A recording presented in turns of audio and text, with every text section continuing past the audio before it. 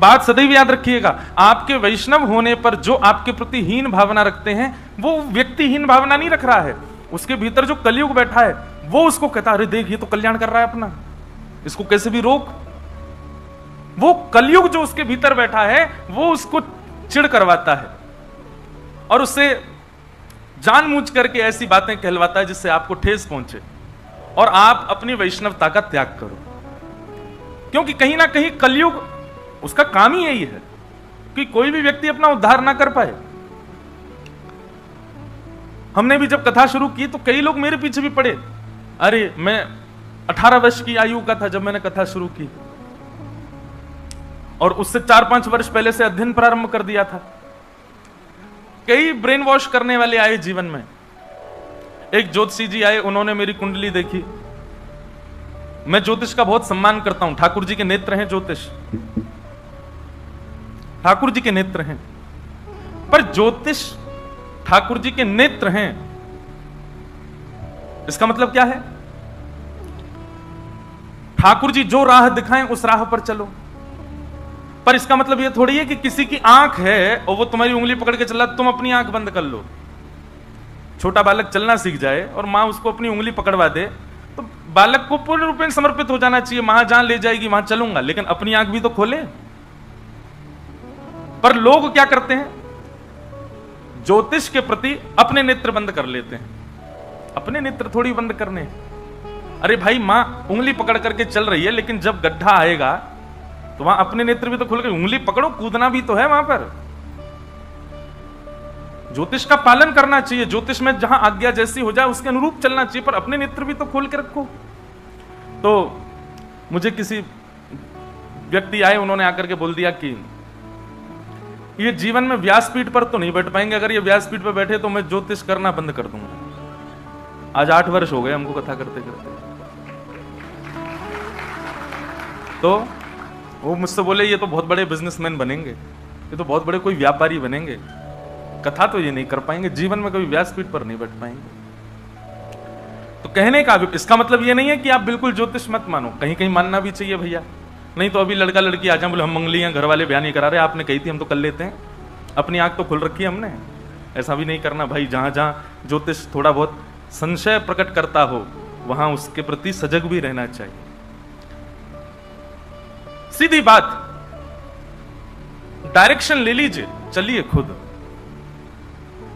अगर डायरेक्शन के लिए मना किया गया है कि नहीं ये क्षेत्र उचित नहीं है, तो उसके लिए फिर प्रयास अपनी अनुकूलता से करो, या तो अपने ऊपर इतना विश्वास रखो कि आगे जो लॉस आएगा उसकी जिम्मेवारी मेरी, चल पड़ो उस मार्ग पर, चिंता मत करो फिर, लेकिन फिर किसी को दोष मत देना, विशेष रूप से तो ठाकुर जी को।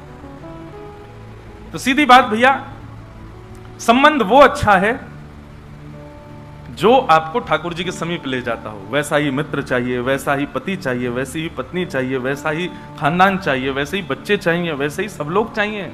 केवल गुरु ही क्यों चाहिए भगवान से मिलाने वाला, सब लोग क्यों नहीं चाहिए? आज तक मैं भी कथा में कहता आया था गुरु वही जो हरि से मिलावे, लेकिन अब मैंने बदल दिया अपना नारा, अब मैं कहता हूं संबंध वही जो हरि से मिलावे। बाकी जो हरि से ना मिलाता हो उसको पास में भटकने नहीं देना अपने, उसके साथ केवल व्यवहार निभाओ। तो माता जी आकर के मुझसे बोली कि घर वाले हीन भावना मानते हैं, तो मन में एक बात आई, मैंने तब तो बोला नहीं, उनको बहुत लोग थे, मैंने कहा मैं कथा में उत्तर दूंगा। मैं एक बात कहा करता हूं कथा में, कितनी बड़ी विडंबना है। हर व्यक्ति एक व्यक्ति के लिए स्वयं को बदलता है और तभी वो जीवन जी पाता है। कई बार ब्याह के बाद पत्नी पति के लिए बदल जाती है, अधिकतर 90% पत्नी बदलती है, अपने पति के लिए अपनी इच्छाओं को मारती है, अपने पति के लिए, उस परिवार के लिए बहुत कुछ सह लेती है। और कई बार पति भी बदलता है अपनी पत्नी के लिए, बच्चे बदलते हैं अपने माता पिता के लिए, माता पिता अपना चैन खो देते हैं बच्चों के लिए। माता पिता को सोना इतना पसंद है, लेकिन जब बालक हो जाते हैं सो ही नहीं पाते बेचारे, रात रात भर जगते रहते हैं, बदलते हैं अपने बच्चों के लिए, बेचारे अपनी इच्छाएं मारते हैं, बच्चों का पेट भरते हैं, बच्चों के लिए सब कुछ बदल देते हैं। ऐसे हर व्यक्ति बदलता है किसी ना किसी के लिए, लेकिन श्रेष्ठ बदलाव वो जो ठाकुर जी के लिए किया जाए, जो ठाकुर जी के लिए किया गया है। आज की विडंबना ऐसी हो गई है कि हम कलयुग के अनुरूप अपने आप को बदल रहे हैं। अगर कोई खा पी लेता है ना आजकल ऐसा पहले बहुत बड़ा अपराध माना जाता था, पर अब ऐसा हो गया है कि घर वाले कहते हैं कोई बात नहीं, समय के अनुसार बदलना चाहिए, बच्चों को कभी कभी खा पी लेना चाहिए। कैसे आप कैसे कह सकते हो उनसे?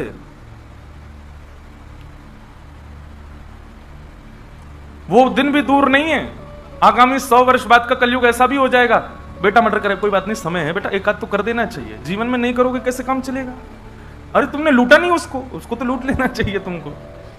जब 100 वर्ष पहले के जीवन में खाना पीना पाप था, अब वो सामान्य होता जा रहा है। अभी आप लोग और मैं, हम इस 4 दीवारी में बैठे हैं, हम लोगों के लिए बहुत बड़ी बात है, पर आप कॉर्पोरेट में जाकर के देखो, वहां तो बिल्कुल बड़ी बात नहीं है, वहां तो उसके लिए बुरा माना जाता है जो ये सब नहीं करता।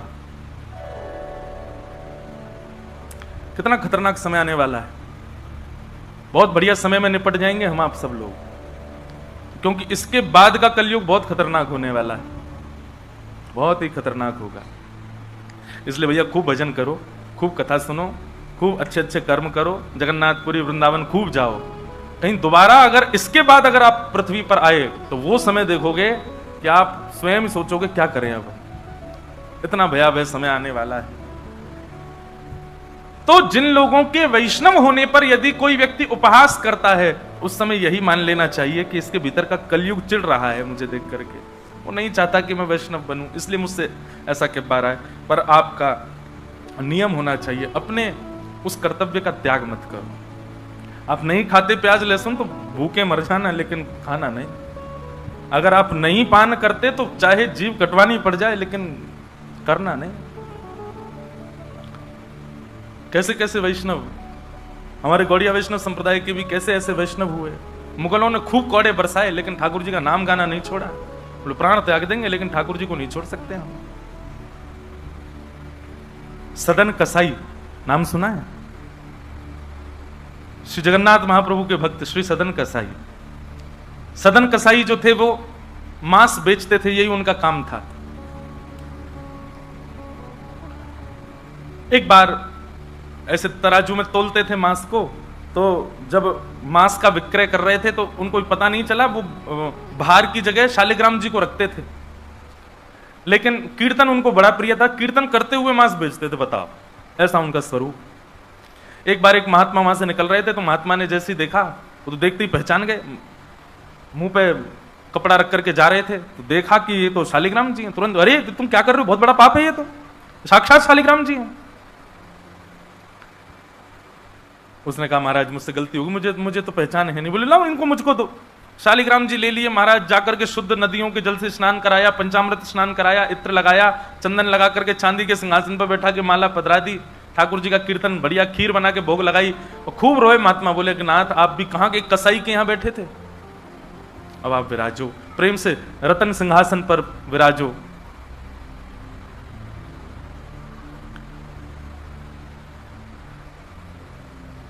ठाकुर जी विराज गए। रात्रि को महात्मा के स्वप्न में आए, और स्वप्न में आकर के बोले सुनो, सुबह होते ही हमको ले जाओ और हमको वो सदन कसाई के पास छोड़ के आओ। महात्मा बोले वहां प्रभु मांस बेचता है, वो आपको तोलता है, तोलने के लिए भार बना करके रखता है, आप उसके यहाँ क्या करेंगे? ठाकुर जी कह रहे हैं हम जितना कह रहे हैं उतना करो बस। बोले नाथ ये तो वेद विरुद्ध हो जाएगा, ये तो शास्त्र विरुद्ध हो जाएगा, मैं आपको कैसे वहां छोड़ के आ सकता हूं? आपको वहां क्या सुख मिल रहा है? वो शुद्ध नहीं, पवित्र नहीं, उसका स्थान अच्छा नहीं, मांस विक्रय करने वाला व्यक्ति, महापापी व्यक्ति, वहां क्यों जाना है आपको? ठाकुर जी बोले कहीं पर हमको स्नान करने में सुख मिलता है, कहीं हमको सिंहासन पर बैठने में सुख मिलता है, कहीं भोजन करने में सुख मिलता है, कहीं माला पहनने में सुख मिलता है, सदन कसाई के हमको लुढ़कने में सुख मिलता है। उसके तराजू में जब वो तराजू से तोलता है तो हम इधर उधर लोटपोट होते हैं, हमको उसमें बहुत आनंद आता है, हमको छोड़ के आओ उसके पास ही। और वो मांस विक्रय करता है, चलो जो भी है, लेकिन जब उसके यहाँ तोला जाता है और वो तोलते समय हम लुढ़कते हैं तो वो कीर्तन गाता है, वो मुझे बहुत अच्छा लगता है, मुझे उसके पास छोड़ के आओ। न जाने कौन से गुण पर दयानिधि रीझ जाते। कभी कभी हमको ऐसा लगता है कि कुछ ना कुछ करते रहो बंधुओं, किसी से तो रीझ जाएंगे ठाकुर जी, कभी तो रीझेंगे, कभी तो उनको कोई ना कोई चीज तो भाएगी हमारी। इसलिए आशा मत छोड़ो, लगे रहो, कुछ ना कुछ करते रहो। पर एक बात, चतुराई से नहीं, जान करके नहीं, बिना जाने भोले बनकर, सहज बनकर के करते रहो। ना जाने किस भाव से रिझे। सदन कसाई के पास महात्मा वापस आ गए और आकर के शालिग्राम जी देने, सदन कसाई बोले नाथ यहाँ क्यों ले आए इनको दोबारा, यहाँ तो मांस बिकता हूं मैं, बहुत गंदा स्थान है ये। बोले धरो इनको अपने पास ही। ठाकुर जी रात में स्वप्न में आकर के कह के गए कि उनको तुम्हारे संग ही रहना है। मुझे ये कथा पढ़ते समय लग रहा था सदन कसाई की क्या स्थिति हुई होगी जब महात्मा ने कहा कि ठाकुर जी ने स्वप्न आके कहा कि उनको तुम्हारे पास ही रहना है। हाथ पांव कांपने लगे, नेत्रों से अश्रुधार गिरने लगे सदन कसाई के। मन में विचार करते हुए कहता है कि मैं इतना पापी, इतना गंदा इंसान, और ये ठाकुर जी मुझसे मिलने के लिए मेरे पास चले आए। मैं इनके लिए इतना भी नहीं कर सकता कि ये दूषित काम ना करूं। ज्यादा से ज्यादा क्या होगा, भोजन ही तो नहीं मिलेगा मुझे, धन ही तो नहीं कमाऊंगा, लेकिन इससे बड़ा और धन क्या चाहिए कि ठाकुर जी मेरे से मिलने के लिए व्याकुल हो रहे हैं। उसी समय सदन कसाई ने अपनी दुकान बेच दी, सब काम बंद कर दिए और बस अपने ठाकुर जी के लिए जीवन जीने लगा। आप मुझसे मिलने के लिए तड़प रहे थे नाथ, अब मैं तड़पूंगा आपसे मिलने के लिए, मैं आऊंगा आपसे मिलने के लिए। और निकल पड़े सदन कसाई जगन्नाथपुरी की ओर। पूछा लोगों से कहां है पुरी, लोगों ने दिशा बता दी। बोले वहीं विराज रहे हैं जगत के नाथ, वहीं विराज रहे हैं साक्षात नंदन नंदन। एक बात बताएं बंधु, सतयुग त्रेता द्वापर कलयुग 4 युग हैं। सतयुग के पूज्य ठाकुर जी, अर्चनीय ठाकुर जी हैं श्री बद्रीनाथ भगवान। सतयुग के जितने भी लोग हैं उनकी मनोकामना पूर्ति हो, उनकी सिद्धि पूर्ति हो, उनकी अर्चना का केंद्र हो, उनकी साधना का केंद्र वो बद्रीनाथ ही है। इसलिए बद्रीनाथ जब जाते हैं तो वहां हमको सामान्य कलयुगी व्यक्ति वहां रुक नहीं पाता ज्यादा दिन। एक प्रैक्टिकल है, अगर आप बद्रीनाथ में ज्यादा टिक नहीं पा रहे हो तो इसका मतलब है कि आप पूर्ण रूपेण कलयुग ने आपको जकड़ रखा है। वो लोग बुरा ना माने जो लोग बेचारे नहीं रुक पाते वहां पे।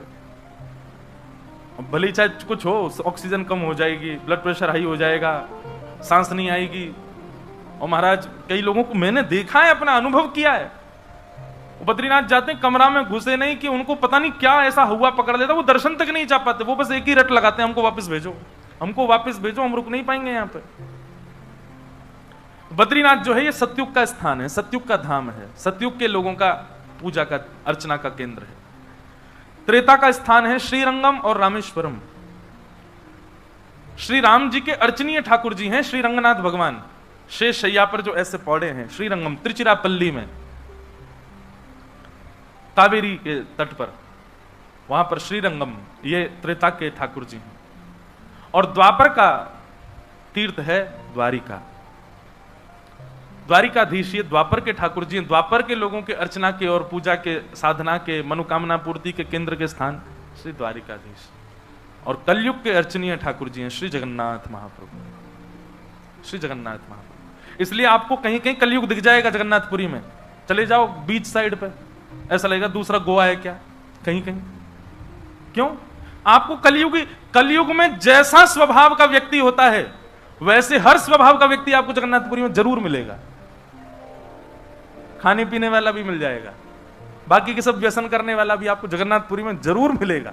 और श्री जगन्नाथ महाप्रभु उन पर भी कृपा करते हैं क्योंकि कलयुग के ठाकुर जी। एक बार किसी के मन में संशय उत्पन्न हुआ कि जगन्नाथपुरी जैसे तीर्थ में, धाम में ये सब कैसे? ठाकुर जी बोले तुमको तो अभी दिख रहा है, आगामी समय में तो इससे भी बुरा हाल होने वाला है, मुझे तब भी कृपा करनी पड़ेगी। तो कलयुग के ठाकुर जी हैं महाप्रभु जगन्नाथ जी। सदन कसाई निकल पड़ा जगन्नाथपुरी की यात्रा पर। बस बार बार उसके मन में एक ही भावना आती है, आप मेरे से मिलने के लिए तड़पे थे, आप मेरे पास रहने के लिए तड़पे थे, मैं आऊंगा आपसे मिलने के लिए। और निकल पड़ा। कीर्तन की टोलियां जा रही हैं, वैष्णव जन नाचते गाते हुए जा रहे हैं। जैसे जैसे वैष्णवों की टोलियां और कीर्तन की टोलियां निकलती हुई देखे सदन कसाई, उसका मन हो कि मैं भी चला जाऊं। तो जो लोग पहचानते थे वो लोग कह देते थे, अरे कसाई है ये। तो सब लोग उसको कहते, भाई तुम हमसे दूर चलो, हमारी टोली में चलोगे, हमारे संग बैठ के खाओगे पियोगे, हम सब अपवित्र हो जाएंगे। जिस मार्ग पर सब लोग चल रहे हैं सदन कसाई उस मार्ग से उतर करके चल रहे हैं। कहीं मैं इस मार्ग पर चलूंगा, मेरे चलने से मार्ग अपवित्र हो जाएगा। और स्मरण कर रहे हैं महाप्रभु श्री जगन्नाथ जी का। चलते चलते बंधुओं, मुझे ऐसा लगता है आजकल तो ऐसे चित्र हो गए हैं, हम लोग कहीं भी दर्शन कर लेते हैं महाप्रभु जी का। उस काल की बात है जब चित्र भी नहीं होते थे, तो कई लोग तो पहली बार ही जगन्नाथ जी को देखते थे। कैसा स्थिति होती होगी उन लोगों की, कैसा भाव रहता होगा उन लोगों का। सदन कसाई चलते जा रहे हैं, एक मार्ग से उतर करके चल रहे हैं, निष्ठुर मार्ग पर चल रहे हैं और बस स्मरण कर रहे हैं श्री जगन्नाथ महाप्रभु का। चलते चलते चलते एक नगर में पहुंचे, रात्रि का समय हो गया, शाम का समय हो गया, तो एक भवन बना था, घर बना था, उसी के बाहर ही सदन कसाई बैठ गए। सदन कसाई का रूप बहुत सुंदर था, नेत्र, उनके केश, उनके मुख की आकृति, उनकी भुजाएं बहुत सुंदर थे। भले ही कसाई थे पर सुंदर थे। तो जिस भवन के बाहर बैठे, वहां भवन की अंदर एक गृहिणी वो निकल करके बाहर आई और उसने जैसे ही सदन कसाई को देखा, उसका मन आ गया उन्हीं के ऊपर। शाम का समय, सदन कसाई को लोभ देने लगी और उसने इशारा करके कहा कि भीतर आ जाओ। सदन कसाई ने उसकी ओर देखा और उनके मन में तो बस जगन्नाथ जी बैठे हैं, कोई ऐसा भाव तो दूषित था नहीं। उन्होंने इशारा कर दिया, कुछ इशारा किया और उस इशारे को उस कन्या ने, उस महिला ने ऐसा समझा कि मानो ये कहना चाह रहे हैं कि तुम भीतर जाके पहले अपने पति का वध करो, तब मैं रहूंगा तुम्हारे साथ। और बंधुओं एक बात बताएं, विषय जब माथे पर बहुत तीव्रता से चढ़ता है ना, वासना जब बहुत तीव्र चढ़ जाती है, तो व्यक्ति ये भी विचार नहीं करता मैं क्या कर रहा हूं। वो कितनी भी कथाएं सुन रहा हो, कितनी भी कथाओं में जा रहा हो, पर विषय जब उसके हृदय में होता है तो वो बिल्कुल विवेक शून्य हो जाता है।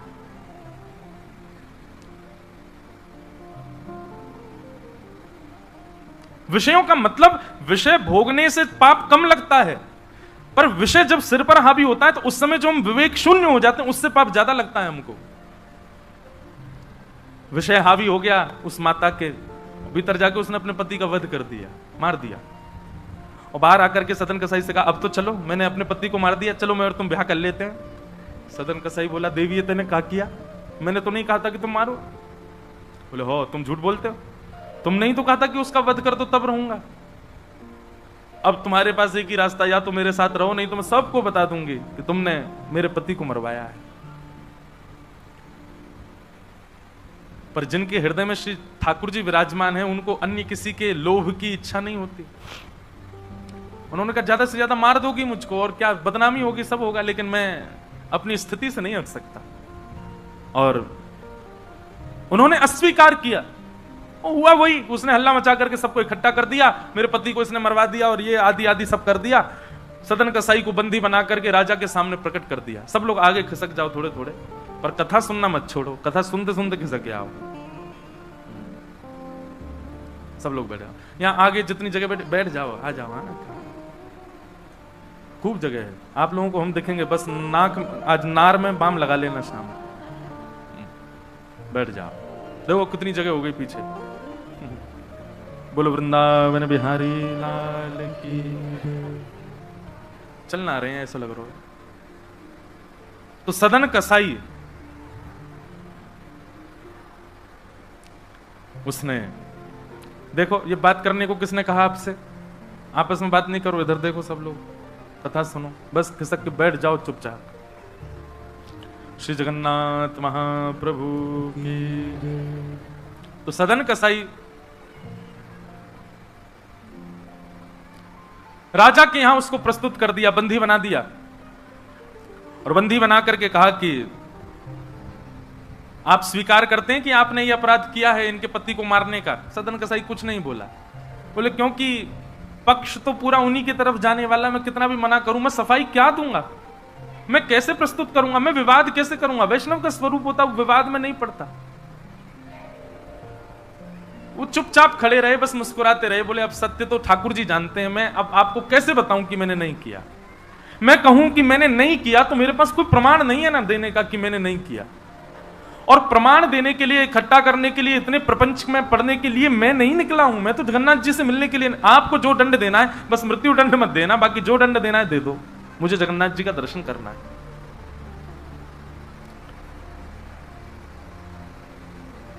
राजा ने सदन कसाई की बात तो मानी कि मृत्युदंड तो नहीं दिया, पर कहा कि जिन हाथों से तुमने उस व्यक्ति का वध किया, उन हाथों को हम काट देंगे। सदन कसाई बोले, मैंने एक बार एक कथा में सुना है कि श्री जगन्नाथ जी की भी भुजा नहीं है, लो काट दो, जैसे मेरे स्वामी वैसा मैं। और अपनी दोनों भुजाएं आगे कर दी। मेरे स्वामी भी तो ऐसे ही रहते हैं। अच्छा, एक बार की बात है, गोस्वामी तुलसीदास जी दर्शन करने गए जगन्नाथ जी का, और जैसे ही जगन्नाथ जी को देखा तुरंत नेत्र बंद कर लिए। बोले राम राम राम राम जी, मैंने क्या देख लिया। तुरंत बाहर निकल करके आए, भागे मंदिर से दूर। किसी ने रोका, बोले क्या हो गया गोस्वामी जी? बोले ये मेरे ठाकुर जी हैं ही नहीं। कैसे ठाकुर जी? इनकी तो आंख पिघल गई, मुख पिघल गया, हाथ पिघल गए, पैर है नहीं, ये मेरे ठाकुर जी कैसे? मैं तो अभी रात में तो कहीं नहीं जा सकता, पर सुबह होते ही चला जाऊंगा, मैं जीवन में कभी नहीं आऊंगा। इतने ज्यादा भयभीत हो गए। रात्रि में गोस्वामी जी जैसे ही सोए तो महाप्रभु जगन्नाथ जी उनके स्वप्न में आए, धनुष बाण हाथ में लेकर के राघवेंद्र सरकार प्रकट हो गए। बोले भगवान, ये मैंने आपका कैसा दर्शन किया? आपकी भुजा नहीं है, आपके चरण नहीं है, आपके कान नहीं है, आपका मुख पिघला हुआ, नेत्र ऐसे बड़े बड़े, ये ऐसा रूप क्यों है आपका? बोले तुम्हारी वजह से है। गोस्वामी जी बोले मेरी वजह से? बोले हाँ, तुमने मानस जी में लिखा है, बिन पग चलहि सुनहि बिन काना। वो बिना पैर के चलता है परमात्मा, बिना कानों के सुनता है।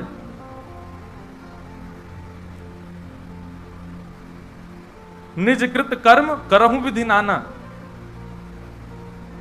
बिना हस्त कमल के कई सारे काम कर देता है।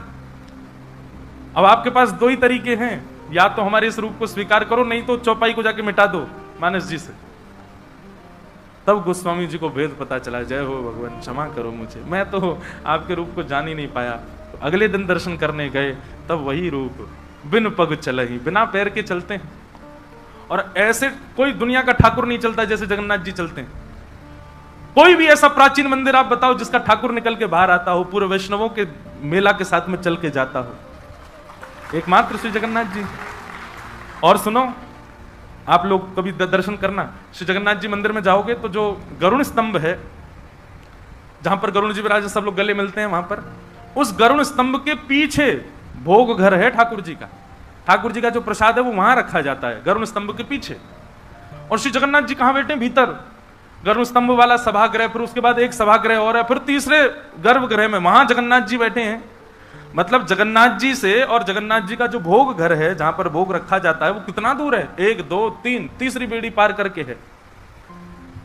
और आप कभी भी देखना, महाप्रसाद का भोग वहीं लगता है। ठाकुर जी को इतनी दूर रखा जाता है भोग, क्यों? बोले महाप्रसाद रखने के बाद में, और मंदिर जब बंद हो जाता है थोड़ी बहुत देर के लिए, हम खुला भी रहे, वैष्णव दर्शन करें, भोग घर का किवाड़ खोल देते हैं। इतनी दूर से ठाकुर जी कैसे भोग लगाते हैं? बोले आजान बाहु है ना, ऐसे भुजा करके ऐसे भोग लगाते हैं ठाकुर जी, लंबी लंबी भुजाओं से, अपनी भुजाओं से भोग लगाते हैं। तो बिना हाथों के सब क्रिया कर रहे हैं, बिना कानों के सुन रहे हैं, बिना पैरों के चल रहे हैं। सदन कसाई ने अपने दोनों हाथ आगे किए और राजा के दूतों ने उनके हाथ काट दिए।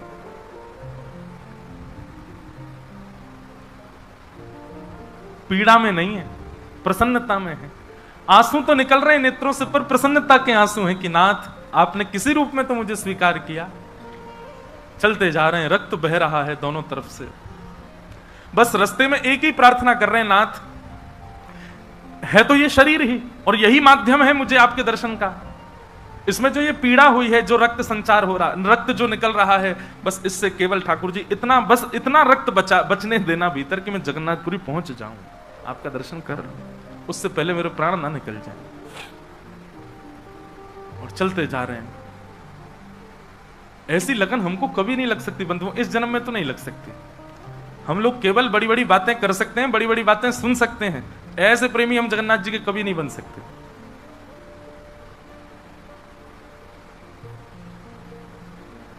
अरे हमारा कोई छोटा सा काम बिगड़ जाए तो हम जगन्नाथपुरी ना जाएं? अरे महाप्रभु जी ने तो मेरा ये काम बिगड़वा दिया।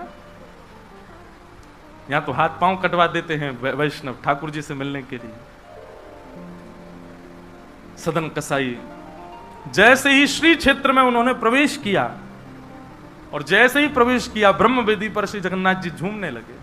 पुजारियों ने जाकर के कहा, महाप्रभु जी आज्ञा करें, आप इतने प्रसन्न क्यों हैं? बोले मेरा एक भक्त आया है, वो बेचारा बहुत कष्ट में है, आप लोग तुरंत पालकी लेकर के जाइए और उसको लेकर के आइए यहां पर। पुजारी सब पालकी लेकर के दौड़े और पुरी में प्रवेश कर रहे वैष्णवों से पूछने, अरे भैया महाप्रभु जी का कोई भक्त आया है क्या? महाप्रभु जी ने पालकी भेजी है उसको ले जाने के लिए।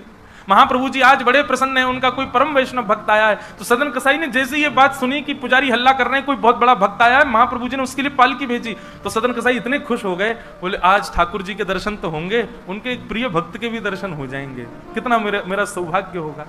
और रही बात, मैं तो बहुत बड़ा पापी हूं, मैं तो रास्ता भर यही सोचता आ रहा था कि मैंने इतना पाप किया, इतना मांस बेचा है जानवरों का, महाप्रभु जी पता नहीं मुझसे नाराज होंगे। पर आज लगता है कोई परम वैष्णव भक्त आया तो महाप्रभु जी का मूड बढ़िया होगा, आज प्रसन्न होंगे। तो प्रसन्न मुद्रा में ठाकुर जी बैठे होंगे, तब मैं दर्शन करूंगा तो मेरे सारे अपराधों को क्षमा कर देंगे। वहां तो भीड़ लग गई पालकी के पास में, बोले हम हैं परम भक्त, और वो सदन कसाई दूर ही खड़े हैं। बोले इनमें से कोई होगा जो पालकी में बैठेगा, आज पहले उसको प्रणाम करूंगा फिर महाप्रभु जी को करूंगा। वहां तो इतनी भीड़ लग गई कि पंडा पुजारी पालकी लेके जान बचा के भागे वहां से, क्योंकि सबको लगता है कि हमसे बड़ा भक्त तो कोई है ही नहीं। पालकी खाली लौट करके आ गई। महाप्रभु जगन्नाथ जी बोले तुम खाली आ गए, लेके नहीं आए उनको? बोले भगवान आपके एक दो भक्त तो है नहीं, वहां तो हजारों भक्त, एक पालकी उसमें कितनों को बैठा के, सब चढ़ने लगे। बोले हम है भक्त, हम है भक्त, आप कोई संकेत बताओ, आपके भक्त का कोई लक्षण। श्री जगन्नाथ प्रभु के नेत्र सजल हो गए, बोले मेरी तरह उसके भी हाथ नहीं है, जो आया है वही है मेरा भक्त, उसको लेके आओ।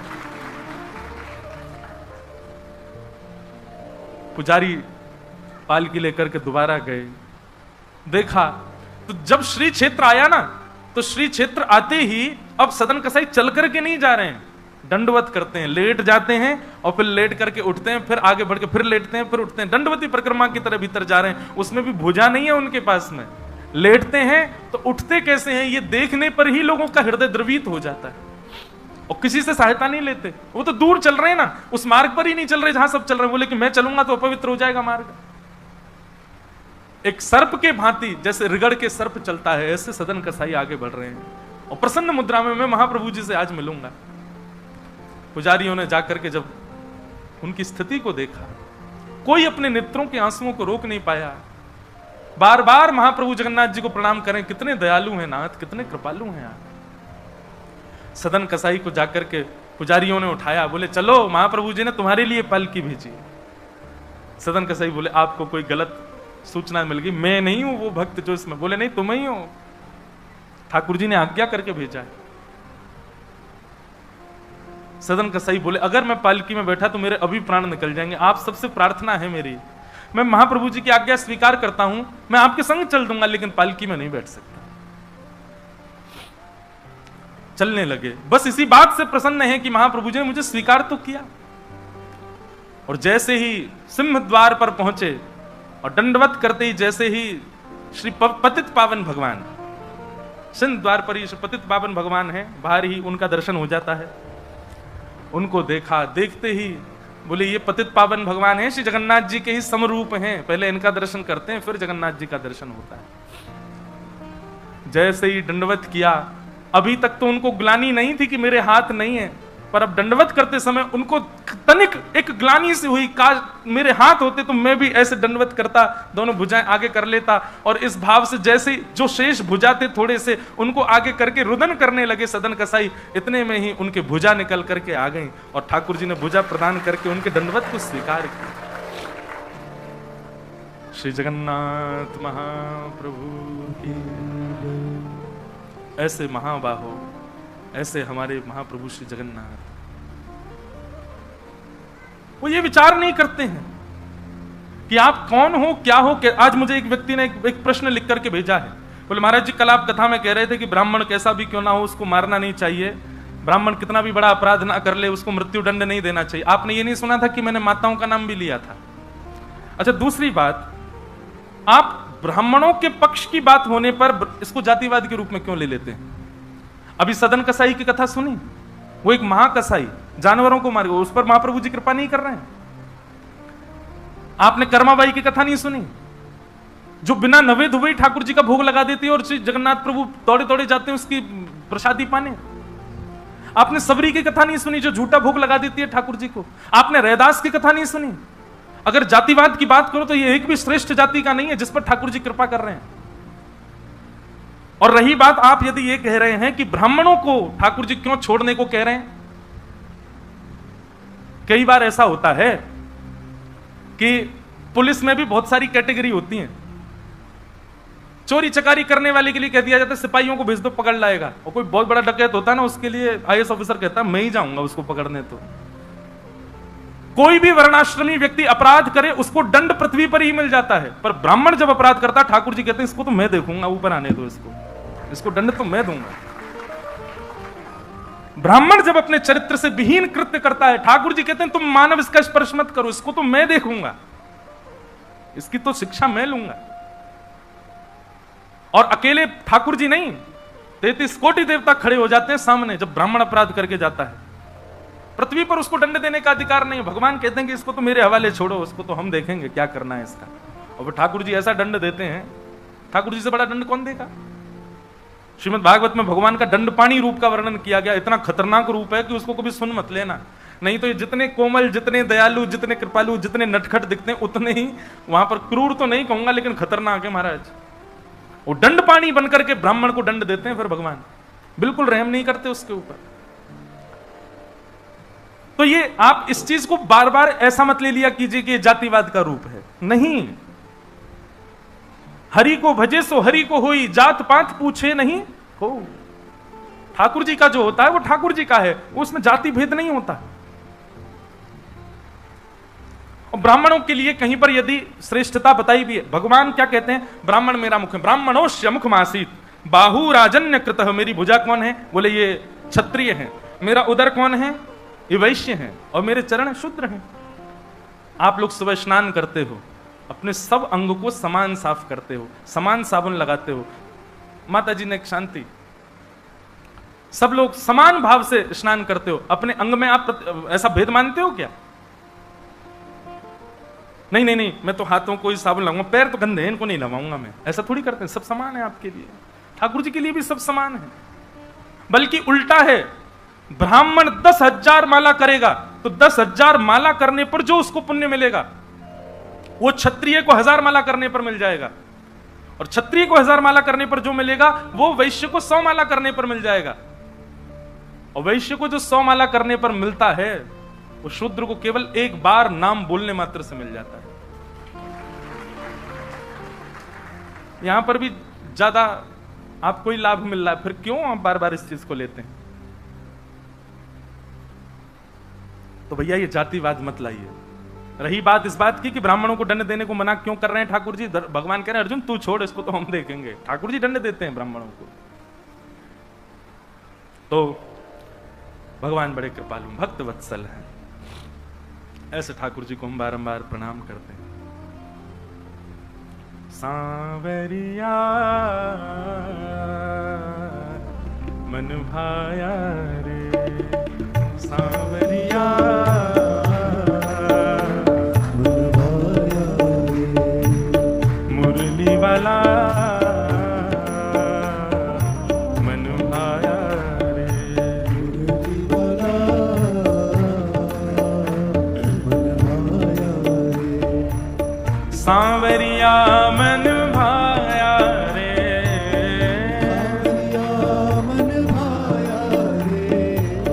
मुरली वाला मन भाया रे, मुरली वाला मन भाया रे, गिरवरधारी मन भाया रे, गिरवरधारी मन भाया रे, गिरवरधारी मन भाया रे, गिरवरधारी मन भाया रे, सांवरिया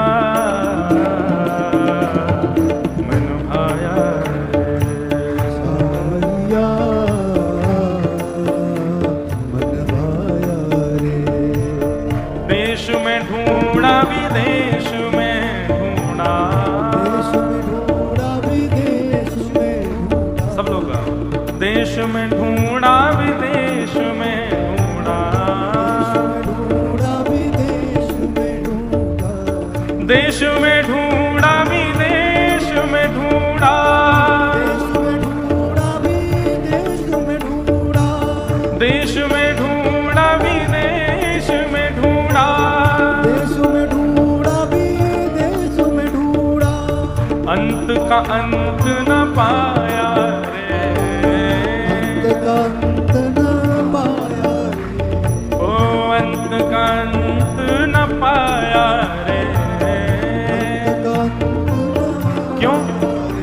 क्योंकि हृदय बीच समाया रे, हृदय बीच समाया। मुझको कहाँ ढूंढे रे बंदे, मैं तो तेरे पास हूँ। हम गलती क्या कर रहे हैं, सब जगह ढूंढ रहे हैं, पर वो है तो हमारे भीतर ही, हमारे चित्त में ही है। जब आप कथा सुनते हैं और कथा सुन के आपके चित्त में प्रेम उत्पन्न होता है, वो प्रेम नहीं है, वो ठाकुर जी हैं। जब आप कथा सुनते हैं तो आपको आनंद उत्पन्न होता है, वो आनंद ठाकुर जी हैं। आप कथा सुनते सुनते भाव में चले जाते हैं, वो भाव नहीं है, वो ठाकुर जी हैं। कथा सुनते सुनते रोए खड़े हो जाते हैं, वो रोए नहीं है, वो ठाकुर जी ही हैं। अनुभव करा रहे हैं कि मैं भीतर ही तो हूं, यहीं से प्रकट करो। और फिर जब आप जगन्नाथ जी को देखते हैं, हृदय पर हाथ जाता है, अत्यंत शीतलता का अनुभव होता है। क्यों? क्योंकि यही महाप्रभु ही तो हमारे भीतर हैं। तभी हमको शीतलता का अनुभव, तभी हमको अच्छा लगता है, तभी हमारे अंदर आनंद आता है। ठाकुर जी बाहर नहीं है, भीतर ही है। कथा के माध्यम से वही पहचानना है। सांवरिया मन भाया रे, सांवरिया मन भाया रे, मुरली वाला मन भाया, मुरली वाला मन भाया रे, गिरवरधारी मन भाया रे, गिरवरधारी मन भाया रे, गिरवरधारी मन भाया रे, गिरवरधारी मन भाया रे, ओ सांवरिया मन भाया रे, सांवरिया मन भाया रे, सांवरिया मन भाया रे, सांवरिया मन भाया रे, सांवरिया मन भाया रे। सांवरिया मन भाया रे। तो संबंध वही जो हरि से मिलावे, और जो हरि विमुख करे वो संबंध अच्छा नहीं। और क्या करें अगर ऐसे संबंध बन गए हो तो? हम लोगों के यहां दो तरीके होते हैं। एक तो होता है कि किसी का तन से त्याग कर देना, पर कई बार आप तन से किसी को त्यागते नहीं, मन से त्याग देते हो। तन से फिर भी निभाते हो, बस वही करो, निभाओ, मन से त्याग कर दो। आइए आज के कथा क्रम में प्रवेश करें। आप सब लोग बढ़िया तैयार होके बैठे हो हैं, सभागृह भी बढ़िया तैयार है। आज हम भी पीरे पीरे बन के आए हैं। ठाकुर जी का आनंदोत्सव होगा। श्री जगन्नाथ महाप्रभु आज लाला बन के आएंगे।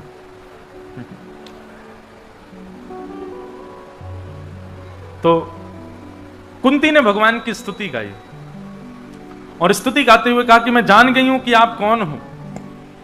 भगवान बोले बताइयो भुआ हम कौन हैं। तब कुंती स्तुति गाते हुए ठाकुर जी से कहती है कि नाथ, कि कृष्णाय वासुदेवाय देवकी नंदनाय च नंद गोप कुमाराय गोविंदाय नमो नमः। आप कौन हो? कृष्णाय वासुदेवाय, आप वसुदेव के पुत्र हैं, वासुदेव हैं। देवकी के नंदन हो, देवकी के लाला हो, पर नंद गोप कुमाराय, नंद बाबा के और वहां के गोप ग्वालों के आप कुमार हो, और मेरे आप गोविंद हो। गोविंदाय नमो नमः। यहां पर एक भेद है कि कुंती ने गोविंद क्यों कहा ठाकुर जी को। ये गोविंद जो भगवान का नाम है ना, ये गायों ने रखा है, गैया ने नामकरण किया भगवान का गोविंद। गौ माने गाय, विंद माने रक्षक, जो गायों का रक्षक वो गोविंद। तो ये शब्द गैया कहे तो समझ आए गोविंदाय नमो नमः। कुंती क्यों कह रही है? मानो कुंती भगवान से कह रही है कि नाथ, ये सब वैष्णव जो हैं, हम सब आपकी गैया हैं और आप हमारे ग्वारिया हो। पर ग्वारिया का स्वभाव होता है वो सबसे ज्यादा प्रेम वृद्ध गैया से करता है। जो गैया बेचारी ना दूध देती है, ना ज्यादा चारा खाती है, बस खड़ी रहती है, चुपचाप एक कोने में बंधी रहती है, ग्वारिया पूरे दिन सबकी सेवा करता है, पर रात्रि में जाकर के उसी के पास बैठता है जो सबसे वृद्ध होती है, उसी की बेचारी कमर खुजाता रहेगा, उसी के गले पे ऐसे हाथ फेरता रहेगा, उसी को गले लगा लेगा। क्यों? वृद्ध वयोवृद्ध बेचारी अब कुछ करती धरती तो है नहीं। तो मानो कुंती भगवान से कह रही हो कि ये पांडव सब आपकी गौशाला की गैया हैं, कोई बछड़ा है, कोई बछिया है, कोई युवा गैया है, पर आपकी इन पांडव रूपी गौशाला की सबसे वृद्ध गैया तो मैं ही हूं। मानो कुंती इस बात को प्रमाणित कर रही है कि आप सबसे ज्यादा प्रेम मुझसे करते हो। भगवान बोले आपको कैसे पता कि हम सबसे ज्यादा आपसे प्रेम करते हैं? तब कुंती कहती है कि यथा ऋषिकेश खलेन देवकी कंसेन रुद्धार्त चिरम सुचार्पितम विमोचिताहं च सहात्मजा विभो त्वयैव नातेन मुहुर्विपद्गणा। एक बात कहें, बहुत साल बाद याद आई है ये बात, ध्यानपूर्वक सुनना। भागवत में बहुत सारी स्तुतियां हैं, पर सबसे श्रेष्ठ स्तुति अगर आप मुझसे कहो कौन सी है, तो कुंती स्तुति है। कुंती स्तुति में क्या श्रेष्ठ है? कुंती जी ने अनेक श्लोक गाए हैं, पर कुंती जी के साथ देखो, ऐसा नहीं कि कोई श्रेष्ठ श्लोक नहीं है, सब अच्छे हैं, पर कुंती जी की पूरी स्तुति में केवल एक बात है और एक शब्द की बात है जो सबसे अच्छी है। ऐसी बात पूरी भागवत में किसी ने नहीं कही है। सब लोग इधर देखो, सावधानी से सुनो। ऐसा क्या कहा है कुंती ने जिसकी वजह से कुंती की स्तुति श्रीमद् भागवत की सबसे प्रथम स्तुति है? श्रीमद् भागवत 12 स्कंद युक्त पुराण संहिता, पुराणों का राजा श्रीमद् भागवत, ऐसी श्रीमद् भागवत की प्रथम स्तुति कुंती स्तुति, और उस कुंती स्तुति में एक ही शब्द ऐसा है जिस शब्द ने पूरी स्तुति की महिमा बढ़ा दी। ऐसी कौन सी बात है कुंती की स्तुति की? तो वो शब्द है त्वयैव नाथेन। पहले तो अर्थ सुनो, क्या कह रही है कुंती? कुंती कह रही है, हे कन्हैया, आप मुझसे बहुत प्रेम करते हो। अच्छा, एक बात होती है कि प्रेमी व्यक्ति जो होता है वो अपने प्रेमी से पूछता ही रहता है, तुम मुझसे प्रेम करते हो, तुम मुझसे प्रेम करते हो, मैं तुमको प्रिय लगता हूं। हम ठाकुर जी से पूछते रहते हैं, पर यहां कुंती पूछ नहीं रही है ठाकुर जी को, सीधे बता रही है कि सबसे ज्यादा मैं ही आपको प्रिय हूं। भगवान बोले ये तो पहली बार सुना है, प्रेमी अपने आप ही बोल रहा है कि मैं तुमको बहुत अच्छा लगता हूं। कैसे अच्छा लगते हो तुम मुझे बताओ? तब कुंती कहती है कि आपकी मां के, देवकी मैया के 6 बालकों की हत्या करी कंस ने, पर आपने उन बालकों की रक्षा नहीं की, और मेरे 5 पुत्रों की आप ऐसे रक्षा करते हो जैसे कि इनको एक बाल बांका ना हो जाए, इनका एक रोआ ना टूट जाए, इनका केशों के एक बाल भी ना उखड़ जाए। आप ऐसे इनके सामने चौड़े होकर के खड़े रहते हैं, तो मुझे तो इस बात से लगता है कि आप अपनी मैया देवकी से भी ज्यादा मुझसे प्रेम करते हो। कितना अच्छा बहाना ढूंढ करके अपने प्रेम को प्रस्तावित कर रही है। ठाकुर जी के नेत्र सजल हो गए, वाह कुंती बुआ, तुमने ये न केन प्रकारेण ये बता ही दिया कि मैं तुमसे ज्यादा प्रेम करता हूं। बोला हाँ, आप मुझसे सबसे ज्यादा प्रेम करो, मुझसे ज्यादा किसी से नहीं करते आप। लेकिन कुंती ने जो अगली बात कही है, जिसको मैं बार बार कह रहा हूं, ये सबसे श्रेष्ठ बात है भागवत में। त्वयैव नाथेन मुहुर्विपद्गणात्। कुंती कहती है, दुनिया के लोग तो कहते हैं ठाकुर जी आप हमारे हो, हम तुम्हारे हैं, पर कुंती अपने बच्चों के सामने, अपने परिवार के सामने, समस्त पांडवों के सामने और समस्त हस्तिनापुर वासियों के सामने कह रही है त्वयैव नाथेन, मतलब केवल आप मेरे हो, बाकी मेरा कोई भी नहीं है इस संसार में, केवल आप मेरे हो। ये बात सुनने में बहुत सरल लगी होगी, पर ये सरल है नहीं। कुंती इस बात को डंके की चोट पर कह रही है कि केवल आप मेरे हो और कोई मेरा नहीं है। अपने बच्चों के सामने कह रही है, अपने परिवारी जनों के सामने कह रही है, अपने श्रेष्ठ जनों के सामने कह रही है। हम नहीं कह सकते, हमको 2 मिनट में सबके एहसान याद आ जाते हैं। अरे हमने कहीं ऐसा बोल दिया, क्या सोचेगा, हमने ऐसा बोल दिया, माँ बेचारी क्या कि हाँ हमने तेरे को खा पिला के बड़ा किया, तू ऐसा कह रहा है। पत्नी क्या कहेगी, मैं ब्याह करके इसलिए आई हूं, मैं तुम्हारी नहीं हूं। बच्चे कहेंगे हम, अच्छा तो हमको तो आपने ऐसी जन्म दिया है, हम तो है ही नहीं आपके। पर कुंती को किसी की लज्जा नहीं, वो सबके सामने कहती है अपना कहने योग्य संसार में यदि कोई है तो केवल आप हो ठाकुर जी, और कोई अपना नहीं है यहां पर। त्वयैव नाथेन। और एक बात कहें, ठाकुर जी के सामने सब बोल देते हैं इस बात को, कहना है तो हर संबंध में इस बात को कह के दिखाओ, मेरे तो केवल ठाकुर जी। या फिर मीराबाई कहती हैं, मेरे तो गिरधर गोपाल दूसरो न कोई। मेरे तो गिरधर गोपाल, ये बड़ी बात नहीं है, बड़ी बात क्या है? दूसरो न कोई।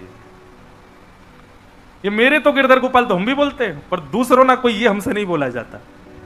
हमारी तो सब हैं, छेना पोड़ा भी हमारा है, खाजा भी हमारा है, बर्गर भी हमारा है, पिज्जा भी हमारा है, ये गाड़ी भी मेरी है, ये घर भी मेरा है।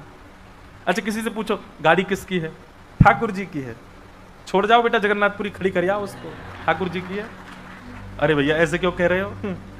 हम लोग कितने नाटकबाज है, वास्तव में हमसे बड़ा नाटकबाज नहीं संसार में कोई। कैसी कैसी बात करते हैं लोग।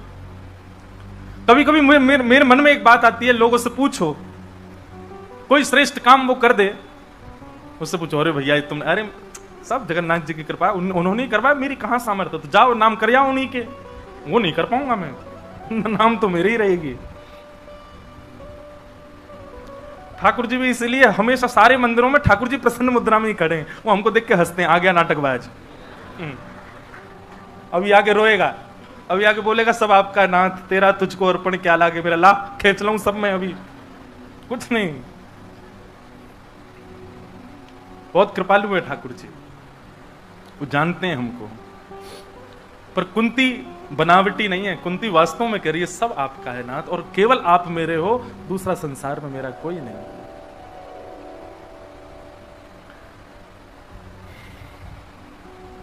कुंती की स्तुति अद्भुत है। अगर केवल 3-4 दिन का प्रसंग हो ना, केवल कुंती स्तुति कही जाए, इतनी सुंदर है कुंती की स्तुति। कुंती की बात सुनकर के भगवान प्रसन्न हो गए। भगवान की प्रसन्नता देख करके कुंती कहती है आप प्रसन्न लग रहे हो भगवान। भगवान बोले हाँ बुआ बहुत प्रसन्न हूं, कुछ मांग लूं आपसे प्रसन्न हो। प्रसन्नता में अगर कुछ भी मांगो तो दे देता है व्यक्ति। बुआ बोले मांग ना, ठाकुर जी बोले मांग जल्दी मांग, क्या चाहिए? सब लोग आगे आओ, आप पीछे से कह दो कि महाराज जी आप इशारा कर दो, हम बुला लेंगे, आ जाओ आ जाओ, सब आगे आओ और आगे आ जाओ। सब लोग खिसक आओ।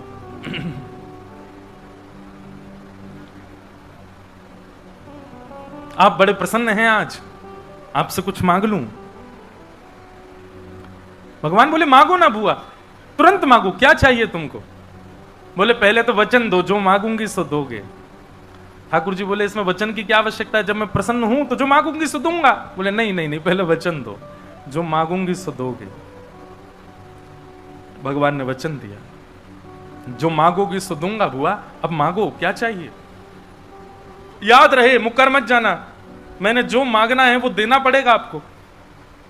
ब्रह्मा जी कांपने लगे आकाश में, बोले मेरी पदवी मांगेगी कुंती बुआ।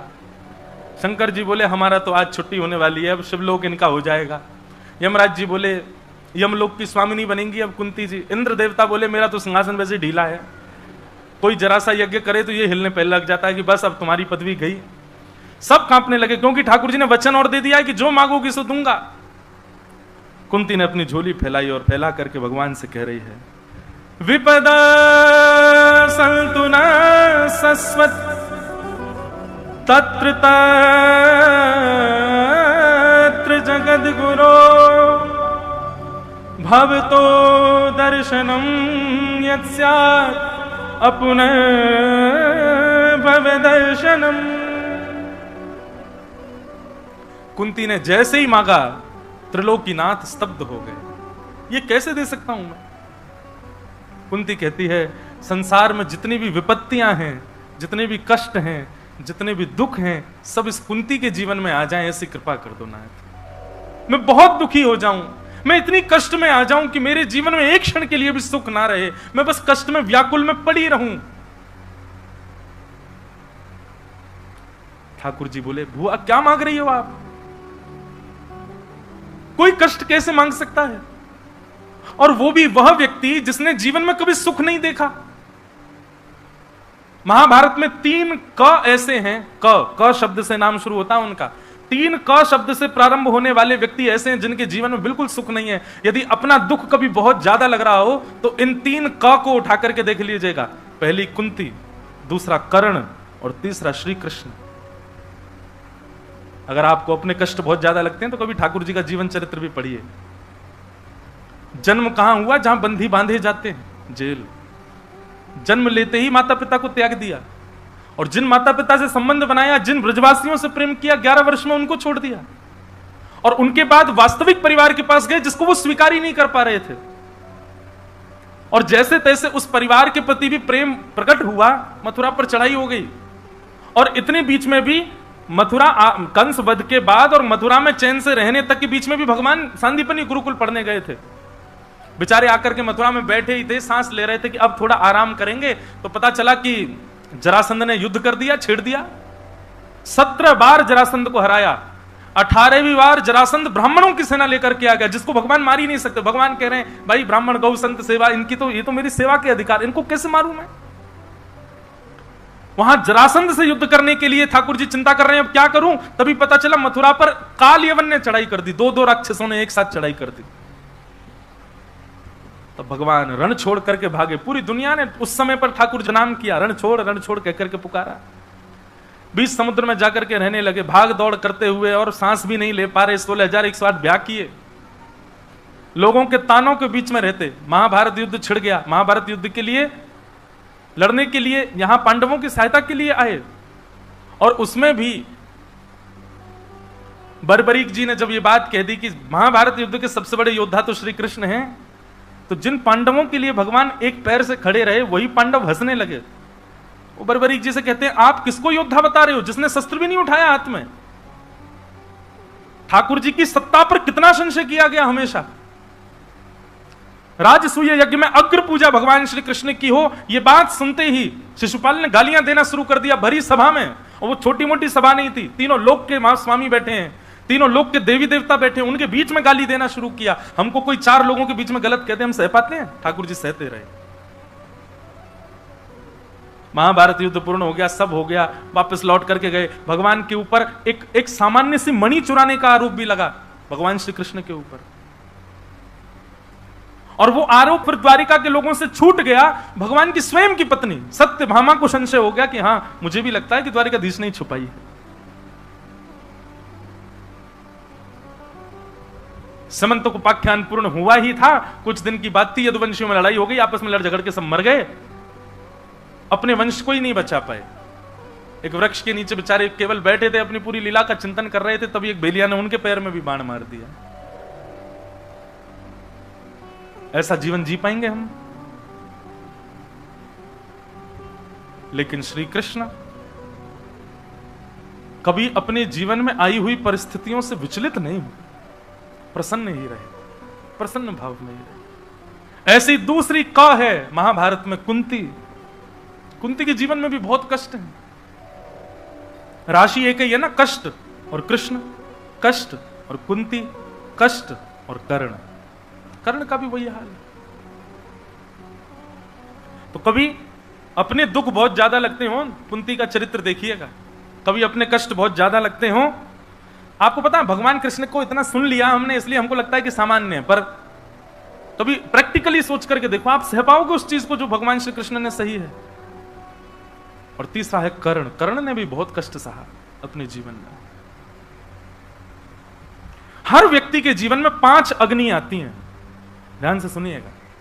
उसके जन्म से लेकर के और उसकी मृत्यु पर्यंत 5 अग्नियां उसके जीवन में आती हैं। पंच अग्नि, पंच अग्नि मतलब 5 बार ऐसा समय आएगा वो व्यक्ति टूटने से भी ज्यादा बुरी स्थिति में आ जाएगा। और उन पंच अग्नियों में कोई जल उसको शीतलता नहीं दे सकता, केवल और केवल कृष्ण नाम के अलावा। केवल कृष्ण नाम रूपी फव्वारा चल रहा होगा तो ही वो पंच अग्नियों में शांत हो पाएगा। ऐसी स्थिति जीवन में आएगी, ऐसी परिस्थिति आएगी, चाहे वो तन की आवे, चाहे मन की आवे, चाहे धन की आवे, किसी भी रूप में 5 बार जरूर आएगा उसके जीवन में ऐसा समय कि वो विचलित हो जाएगा। कई लोगों का तो जन्म लेते ही आ जाता है।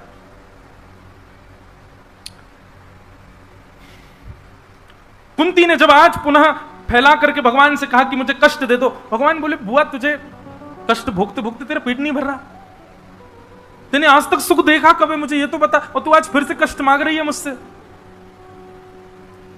कुंती भगवान से कहती है, अच्छा कन्हैया एक बात बताओ, आपको ये बात लगती है कि आज तक मेरे जीवन में कष्ट था? बोले हाँ। और अब क्या लगता है आपको? भगवान बोले अब तो सुख का समय आया है, महाभारत युद्ध तुम्हारे पुत्र जीत गए, देखो युधिष्ठिर के सिर पर स्वर्ण मुकुट विराजमान हो गया, इतने सुख का समय आया, बुआ अब तो दुख मत मांग। बुआ कहती है इसका मतलब कल तक मैं दुखी थी, आप ये बात मानते हो? भगवान बोले हाँ, कल तक आप दुखी थी और आज मेरे जीवन में सुख आ गया है? बोले हाँ। कन्हैया कल तक मेरे जीवन में दुख था, कष्ट था, तो आप यहीं खड़े थे, पर आज युधिष्ठिर को जैसे ही मुकुट पहनाया है, महाभारत युद्ध हम जीत गए, तो आप रथ में बैठ के द्वारिका जा रहे हो। मुझे नहीं चाहिए वो सुख जिसमें श्री कृष्ण मुझे छोड़ के चले जाएं। मुझे वो कष्ट, मुझे वो पीड़ा, मुझे वो दुख बहुत प्रिय लगेगा जिसमें श्री कृष्ण मेरे पास खड़े रहे, जिसमें मेरी कृष्ण की स्मृति बनी रहे, वो कष्ट मुझे चाहिए। ठाकुर जी के नेत्र सजल हो गए। वास्तव में कुंती ने कोई सांसारिक कष्ट नहीं मांगा है। कुंती ने केवल इतना कहा है कि अपने भक्त को आर्त में देखते हो नाथ, तो आप कृपा करने का मन बनाते हो, तो इसलिए मुझे वो आर्त बार बार चाहिए जिससे आपकी कृपा करने की स्थिति बनी रहे। जब आप देख लेते हैं कि अब इसके जीवन में कोई कष्ट नहीं, तो आप भी आराम में चले जाते हैं, थोड़ी देर के लिए दृष्टि हटा लेते हैं। मुझे नहीं चाहिए कि आप मुझसे दृष्टि हटाओ, आपकी दृष्टि सदा मुझ पर बनी रहे, ऐसी कृपा मुझ पर बनी रहे, उसके लिए कष्ट मेरे जीवन में बना रहे नाथ। कुंती की बात सुनकर के बंधुओं, वैष्णव के लिए सबसे बड़ा कष्ट क्या है? विपदो नैव विपदः संपदो नैव संपदः विपद विस्मरणं विष्णु संपद नारायण स्मृति। ठाकुर जी की याद बने रहना ये वैष्णव की सबसे बड़ी संपत्ति है, और ठाकुर जी को एक क्षण के लिए भी भूल जाना ये सबसे बड़ी विपत्ति है वैष्णव की। कुंती ने आज भगवान से वही विपत्ति मांग ली। ठाकुर जी ने कुंती को अपने हृदय से लगाया और कुंती के प्रेम के वशीभूत होकर के ठाकुर जी बोले, बुआ मैं तुझे वचन देता हूं, जब अपनी लीला पूर्ण करके जाऊंगा ना, केवल तुमको साथ लेके जाऊंगा अपने। और वही हुआ। जब अर्जुन ने लौट करके आकर के पांडवों को बताया कि भगवान श्री कृष्ण अपनी लीला पूरी करके चले गए शब्द सुनते ही बाकी सब तो शोक में आए, पर कुंती के तो प्राणी निकल गए उसी समय। जैसे ही पता चला कि श्री कृष्ण अब नहीं है, श्री कृष्ण लीला पूरी करके चले गए, तो कुंती भी भगवान के साथ ही गई।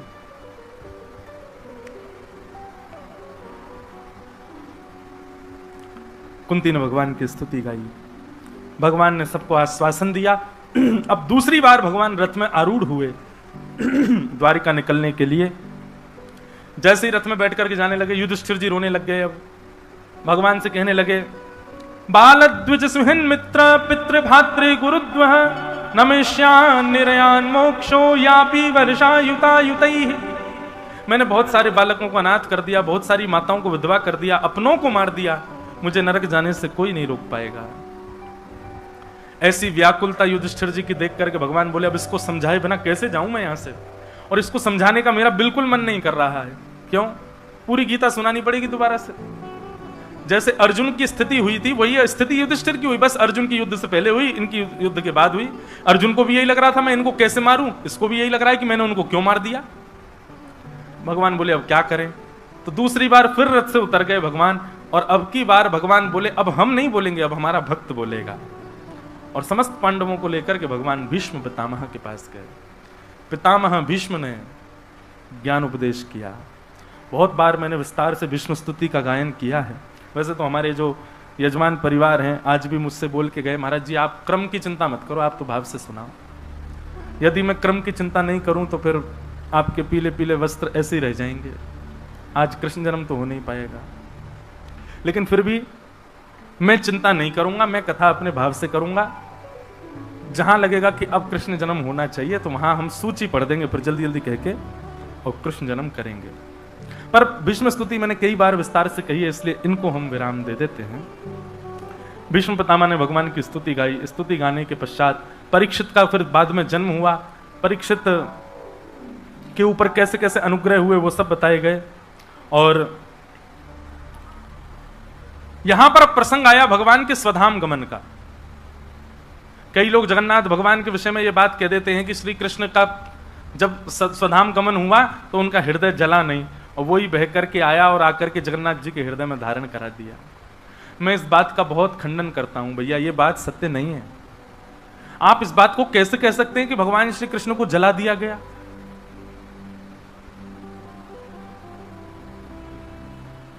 जन्माद्यस्य यतोऽन्वयाद् इतरतश्चार्थेष विज्ञस्वराट् तेने ब्रह्म हृदय आदि कवये मुह्यन्ति यत् सूरयः।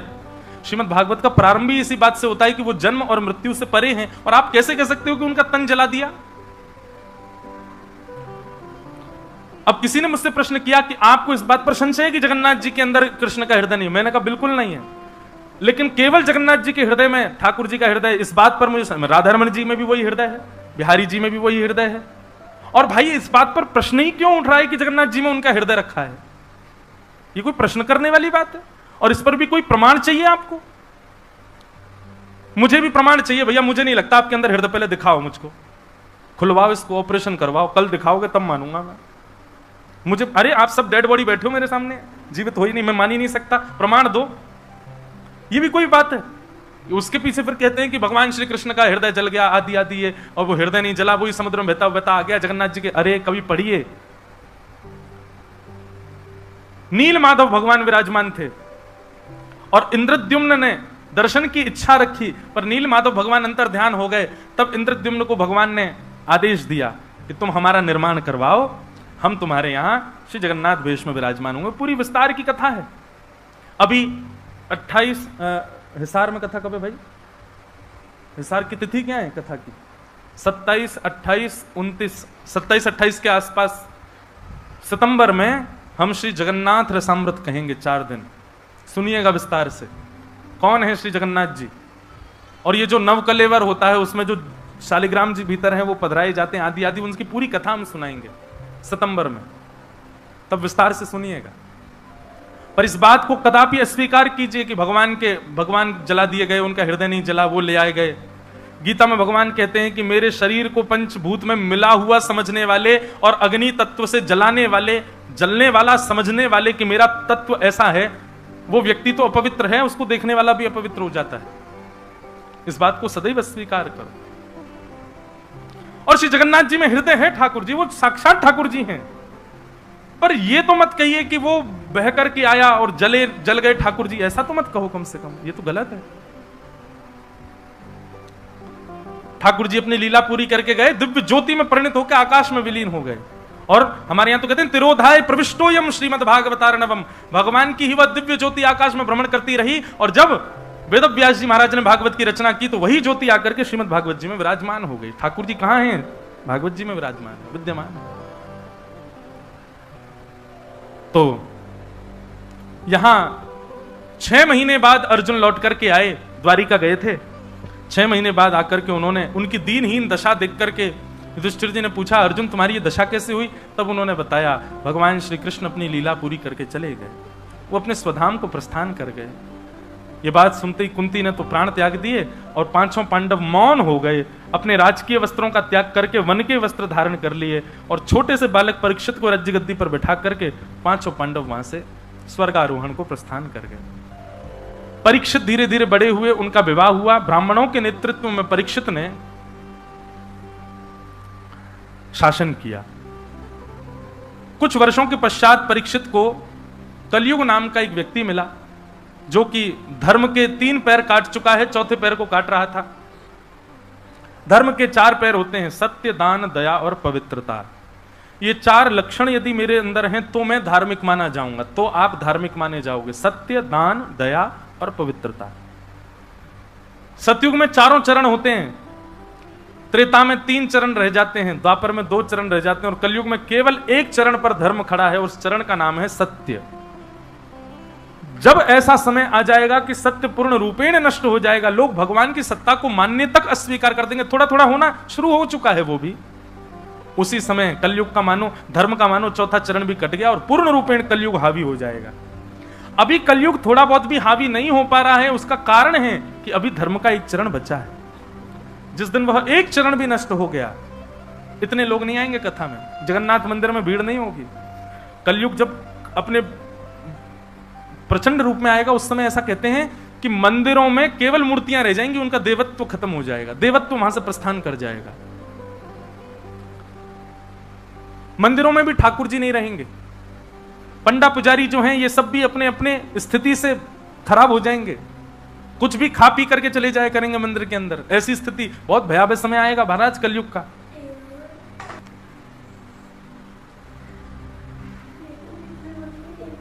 सब जगह विकास दिखेगा केवल। आदमी इतना ज्यादा द्रुत गति से चलने लग जाएगा साइंस के नाम पर, बहुत भयावह समय आने वाला है भैया। तो कलयुग में केवल एक चरण बचा है धर्म का, और वो है सत्य। कहीं ना कहीं आपको भगवान की सत्ता स्वीकार है, केवल इतना सत्य बचा है, इसके अलावा कोई सत्य नहीं है। आप ये मानते तो हो कि भगवान है, आप ये मानते तो हो कि कोई देख रहा है मेरे कर्मों को, आप ये स्वीकार तो करते हैं कि मैं जो करूंगा उसका फल मुझे भोगना पड़ेगा, भले ही बाद में भोगूं लेकिन भोगूंगा तो सही। इतना मात्र सत्य धर्म का रूप बचा है। कलयुग को पकड़ करके परीक्षित ने कहा कि तुमको राज्य छोड़ के जाना पड़ेगा। कलयुग ने कहा आप मुझे कुछ स्थान दे दो, तो 4 स्थान दिए। द्यूतम पानम स्त्रिय सूना, जुआ, उसमें कलयुग का निवास। जुआ का मतलब खेल में सट्टा लगाना ही नहीं होता है, जुआ का मतलब धन को कहीं भी गिरवी रखना, धन को कहीं भी दांव पर लगाना, तो सब जुआ है। धन को आप जिस किसी काम में दांव पर लगा देते हैं वो जुआ हो जाता है। दूसरा पानम, मदिरा पान, भक्ष भक्ष सेवन, दूषित वस्तुओं का सेवन, तंबाकू का सेवन, इन सब में कलयुग का निवास है। द्यूतम पानम स्त्रिय, पर स्त्री संग, पर पुरुष संग, और चौथा है सूना यानी कि हिंसा, कलेश, उसमें कलयुग का निवास है। ये 4 स्थान कलयुग के हैं। कलयुग ने कहा मेरा परिवार थोड़ा सा बड़ा, एक स्थान और दे दो, तो पुनश्च याचमानाय जात रूप मदात प्रभु। 5वां स्थान कलयुग को क्या दिया गया? बिना मेहनत के कमाया गया धन, अनीति से कमाया गया धन, छल कपट से कमाया गया धन, गलत काम करके कमाया गया धन, उन सब में कलयुग का निवास। मुझे ऐसा लगता है कि सबसे ज्यादा प्रभाव मानव के ऊपर ये 5वां स्थान करता है। एक बार को व्यक्ति द्यूतम से बच जाएगा, जुआ नहीं खेलेगा, एक बार को व्यक्ति पानम नहीं करेगा, पर स्त्री संग नहीं करेगा। लेकिन एक बात बताऊं, एक बार मैं कथा में कह रहा था कि भाई मुझे तो ऐसा लगता है कि जुआ तो लोग कम ही खेलते हैं, पानम तो लोग कम ही करते हैं, पर स्त्री संग तो कम ही करते हैं, कलेश तो कम ही करते हैं, प्रभाव शायद 5वें स्थान का ही ज्यादा है। तब मुझे किसी ने आकर के बताया, बोले महाराज जी क्योंकि आप कथा करते रहते हो ना, आपको केवल वही दिखते हैं जो कथा में बैठे हैं। बोले कथा में बाहर आप बोर्ड लगा दो, श्रीमद् भागवत की कथा हो रही है, कितने लोग आएंगे? 2-3 हजार, 5 हजार, बड़ा पंडाल, अब तो खूब भीड़ आती है। लेकिन आप बाहर बोर्ड लगा दो, भीतर कुछ गलत काम चल रहा है या कुछ भी ऐसा लगा दो, बोले आपके पास जगह कम पड़ जाएगी, इतने लोग आएंगे, इतनी भीड़ आएगी, इतना मतलब अब होता ही है। बीच रास्ते में 2 रिक्शा वाले लड़ने लग जाएं, वहां बिन बुलाए भीड़ आ जाती है, केवल देखने वालों की भीड़। हिंसा के प्रति कितनी रुचि लोगों की। मोहल्ले में पति पत्नी की लड़ाई हो जाए, सब खिड़की से झांक झांक के देखते हैं। मोहल्ले में कथा हो रही है, कोई खिड़की पे नहीं खड़ा होकर सुनता कि क्या चल रहा है कथा में। पर सबके ये सब, मैं भी ऐसा ही हूं, आप भी ऐसे ही, हम सब ऐसे ही हैं, पर हम चर्चा कर रहे हैं यहां पे बैठ के। द्यूतम पानम स्त्रिय सूना। अरे मोहल्ला में महाराज जी आए हैं वृंदावन से, आन दो हमारो खा लेंगे। अरे वो पड़ोसी है ना, उसका बेटा देख पी के पड़ा है, पूरी छत पे खड़े हो जाएंगे सारे परिवार के लोग, कैसे पी के आया। ये कैसी रुचि है लोगों की। मदिरा पान करके मंच पर जाने वाले, मदिरा पान और भक्ष भक्ष सेवन, दूषित अन्न खाने वाले लोगों के कितने सारे लोग फॉलोअर हो जाते हैं, कितने सारे लोग उनको अपना आदर्श मान लेते हैं।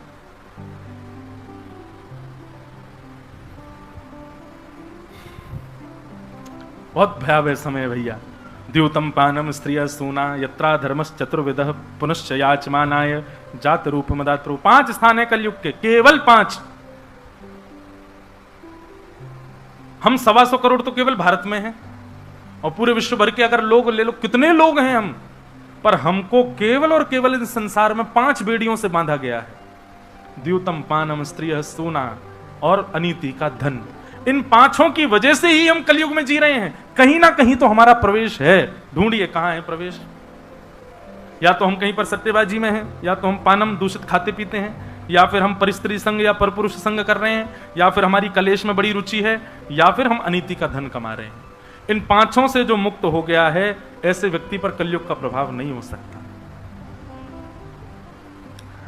तो कलयुग को 5 स्थान प्रदान किए गए। राजा परीक्षित स्वयं भटक गए, सिर पर दूसरे का मुकुट पहन लिया, तो अनीति का धन धारण करते ही कलयुग मस्तिष्क में घुस गया। जिन राजा परीक्षित ने 5 जगहों पे बांधा, वो खुद फंस गए और एक संत के यहां गए, पानी मांगने लगे। संत समाधि में बैठे थे, तो राजा को धैर्य टूट गया, इतना क्रोध आया कि मरा हुआ सर्प उनके गले में डाल दिया। यदि कलयुग का प्रभाव नहीं हुआ होता तो महाराज प्रणाम करके वहां से चले जाते, लेकिन कलयुग के प्रभाव के कारण क्रोध आ गया, अपने ऊपर मान आने लगा। अच्छा, मेरा अपमान, मरा हुआ सर्प गले में डाल दिया और वहां से प्रस्थान कर गए। शमीक ऋषि के पुत्र श्रृंगी को जब यह बात पता चली, तुरंत हाथ में जल लेकर के उन्होंने श्राप दे दिया। इति लंघित मर्यादम तक्षकः सप्तमे हनि। मैं श्राप देता हूं राजा परीक्षित को, आज के ठीक 7वें दिन तक्षक सर्प डस देगा, उनकी मृत्यु हो जाएगी। राजा परीक्षित को 7 दिन में मरने का श्राप लगा। जैसे ही उन्होंने मुकुट उतार करके रखा, उनको याद आया कि मैंने एक संत के यहां जल मांगा, उसने जल नहीं दिया, तो मैंने गले में मरा हुआ सर्प ये मैं कैसे कर सकता हूं, मुझसे तो बहुत बड़ी भूल हो गई। तभी उन संत के एक शिष्य ने आकर के बताया, बोले राजा परीक्षित, आज जो आपने कृत्य किया उसकी वजह से आपको 7 दिन में मरने का श्राप लगा है। आपके जीवन के केवल 7 दिन बचे हैं, अपनी मुक्ति का उपाय खोज लीजिए। राजा परीक्षित अपनी पुत्र जन्मेजय को राज्य गद्दी पर बिठाया, परम प्रसन्न हैं और निकल पड़े गंगा के तट पर। और गंगा के तट पर जाकर के अनेक संतों से उन्होंने यही बात पूछी कि जल्दी मरने वाले की मुक्ति का उपाय बताइए। कोई भी नहीं बता पाया कि तुम ये करो, इससे तुमको मुक्ति मिलेगी। तभी वहां पर श्री वेदव्यास जी महाराज के पुत्र श्री सुखदेव जी का आगमन हुआ। सब लोग हाथ जोड़ करके प्रणाम करो।